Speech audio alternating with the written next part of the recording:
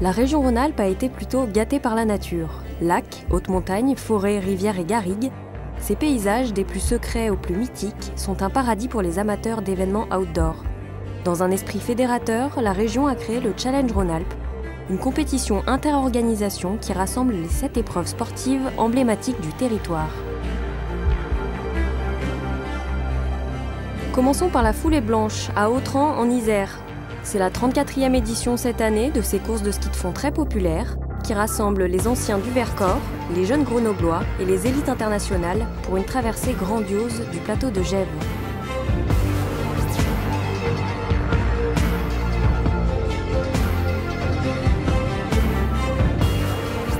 Vient ensuite la Pierramenta dans le Beaufortain en Savoie. C'est peut-être l'épreuve la plus pointue du challenge. 4 jours de ski alpinisme à haut niveau, où les skieurs savoyards aguerris viennent se mesurer aux compétiteurs du monde entier, au sommet du Grand Mont.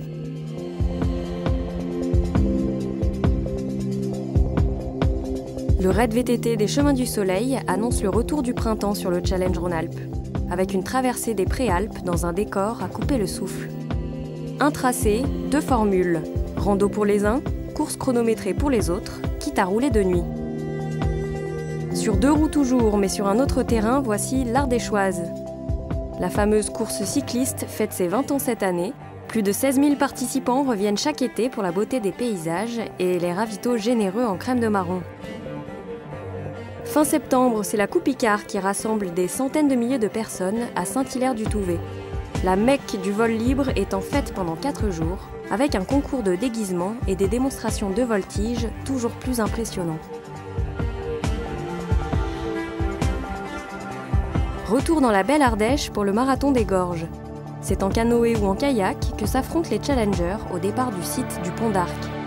Ce rassemblement des meilleurs pagayeurs mondiaux, comme des amateurs, est un grand moment festif de la fin de saison. Dernière épreuve de ce challenge, et pas des moindres, c'est la Saint-Élion. Ce trail nocturne mythique, qui fêtera bientôt ses 60 ans, conduit les coureurs d'une ville à l'autre à travers les monts du Lyonnais, le plus souvent dans des conditions dantesques. Toutes ces grandes épreuves outdoor avaient des tas de choses à mutualiser, des tas de choses en commun, des good practice. Elles avaient également toutes des bénévoles qui étaient entièrement dévoués aux organisations. Et donc l'idée, ça a été de mettre en commun, de les faire connaître ensemble pour pouvoir mutualiser, pour pouvoir créer des synergies et en fait aller de l'avant et créer en fait un vrai état d'esprit Rhône-Alpes. Et c'est la Foulée Blanche qui marque la première rencontre inter-organisation cette année. Alors le Challenge Rhône-Alpes, ça permet surtout de se connaître entre manifestations peut-être différentes, mais qui ont toutes quand même un point commun, c'est l'envie de rassembler le plus possible de gens qui se passionnent pour un sport, et donc en plus de voir comment chez les autres leurs points forts, donc de mutualiser nos compétences pour arriver à proposer à nos participants tous le meilleur moment qu'ils puissent passer chez nous. Le challenge se poursuit sur la Pierramenta. À la veille de l'épreuve, les challengers sont réunis autour des thématiques importantes de l'organisation. Discuter avec les gens autour de vous, discuter avec les bénévoles de la Pierramenta, que ce soit la gestion des bénévoles, que ce soit l'accueil du public, que ce soit l'organisation générale, que ce soit la sécurité. Et là, Guy peut vous en parler, la sécurité, je le vis là depuis 2 jours, c'est quand même quelque chose d'impressionnant sur cette épreuve. Donc je pense qu'il peut donner pas mal de conseils et les bénévoles de la Pierramenta d'eux-mêmes. Dès les premières lueurs, c'est parti pour une ascension en peau de phoque vers les sommets ciselés du Beaufortain. Des moments d'une beauté éphémère qui n'appartiennent qu'aux challengers les plus entraînés. Nous, on est issus de l'équipe de la Coupe Icare. D'accord. Et puis c'est l'occasion de mettre en commun tous les savoirs sur cette grande manifestation organisée par les bénévoles. Donc là, on prend la couleur et la température de comment la Pierramenta est organisée. Et c'est vrai que c'est magique. C'est une très bonne chose. On voit d'autres disciplines. Et par exemple, les bénévoles, je ne croyais pas trop, mais on était enchantés, quoi. Par exemple, l'Ardéchoise, on a droit qu'à 6, mais on aurait pu en mettre 30, quoi. Pour nous, le plus important, c'était déjà l'investissement et récompenser l'investissement des bénévoles sur le chemin du soleil et donc leur faire participer à d'autres aventures multisports. Et puis le deuxième point qui est pour nous fondamental, c'est d'essayer de rentrer dans une espèce d'engouement, d'énergie commune entre toutes les différentes épreuves pour essayer de trouver des fois des points communs, des fois des idées, et nous aussi de donner parfois des idées sur des choses sur lesquelles on est plus spécialisé. Il n'y a pas que le sport lui-même, c'est ça qui est intéressant dans ce challenge justement, de pouvoir regarder ce qui se fait ailleurs, de pouvoir envoyer nos bénévoles, ça c'est extrêmement important. Puisqu'on est à l'Ardéchoise et qu'on participe, qu'on fait partie de ce challenge, on a participé à quelques épreuves. Je vais aller à la Coupe Picard, mais après peut-être le canoë-kayak, après voilà. Moi je connaissais un peu la région, donc c'était moins la découverte du paysage, plutôt le nombre de participants et l'organisation en tant que telle, c'était quand même vraiment impressionnant. C'est vraiment impressionnant. Comment on décide qui va devant, qui va derrière? Bah, je connais mon niveau en VTT, je connais son niveau et du coup j'ai décidé que j'allais devant.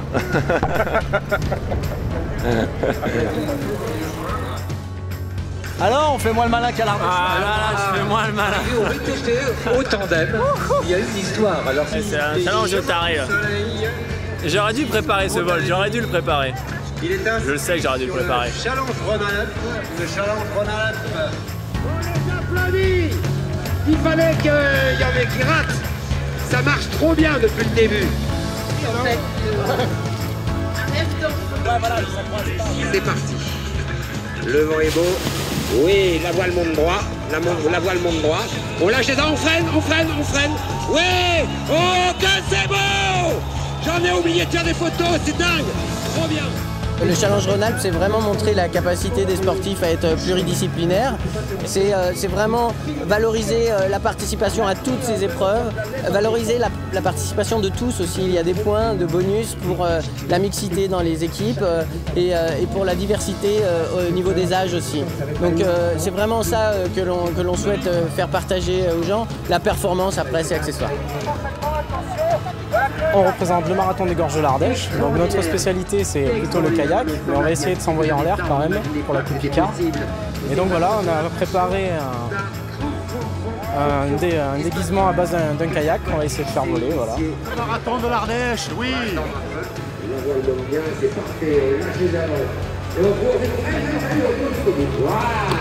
Bien joué. Le kayak est en vol avec la région Rhône-Alpes. Dans les Gorges de l'Ardèche, on prépare activement le marathon. Les équipes du Challenge Rhône-Alpes viennent récupérer leur matériel dans une bonne humeur inébranlable. Une fois qu'on sera installé le kawaii. C'est aussi l'occasion pour les organisateurs de finaliser l'ouverture du Challenge Rhône-Alpes aux entreprises de la région. Mais dehors, une pluie tenace continue de tomber. Le lendemain, sur les berges de l'Ardèche, une décision ferme doit être prise. On n'a aucune chance pour aujourd'hui, pour l'ensemble des gens, de naviguer sur l'Ardèche. On reviendra, Alors cette annulation en dernière minute du marathon des Gorges de l'Ardèche, c'est vraiment un cas d'école pour nous et pas d'assurance annulation, ça veut dire que si 2 ans de suite ça arrive, on a des organisations qui peuvent disparaître.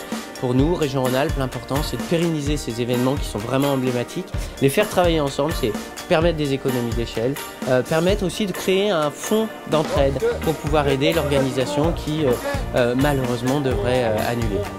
Alors évidemment, grosse déception pour tout le monde, mais l'ambiance elle est toujours là. On voit que c'est des gens qui ne se laissent pas abattre, qui savent que on ne s'amusera pas aujourd'hui, mais on s'amusera demain, qui ont l'esprit sportif et qui ont plaisir à se retrouver et participer à ces très très belles épreuves que compose le Challenge Rhône-Alpes. Dernière épreuve, dernière chance de victoire pour les compétiteurs du Challenge Rhône-Alpes. Le compte à rebours de la Saint-Élion est lancé.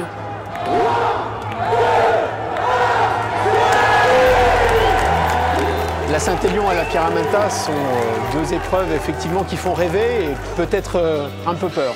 À la Saint-Élion, nous avons aussi des formats pour tout le monde.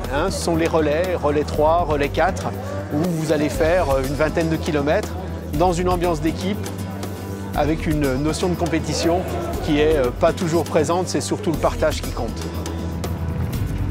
ce que j'ai bien apprécié effectivement dans la démarche du Challenge Rhône-Alpes, c'est cet aménagement entre guillemets de certaines épreuves, notamment les plus difficiles, pour permettre aux entreprises et à leurs employés de participer ne serait-ce qu'à la Pyramenta et aux autres, la foulée blanche. Je pense que c'est plus accessible. On a beaucoup de sportifs. Ils ne nous ont pas attendus pour justement relever ces challenges un peu sportifs. Donc le but là, c'est vraiment de rassembler un peu toutes ces bonnes volontés, tout cet esprit de challenge, de défi et faire quelque chose tous ensemble. Pas de problème, hein. Comment ça va? Eh ben, ça va très bien, hein. Ouais, ça se passe comment? Mais pas mal, hein. Un peu froid, mais bon, on a signé.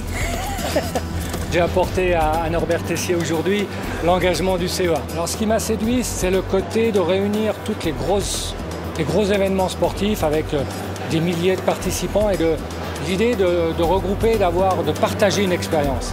Et ça, en termes d'organisation, c'est assez génial. Globalement, on a tous à apprendre des autres et ça, c'est la plus belle chose.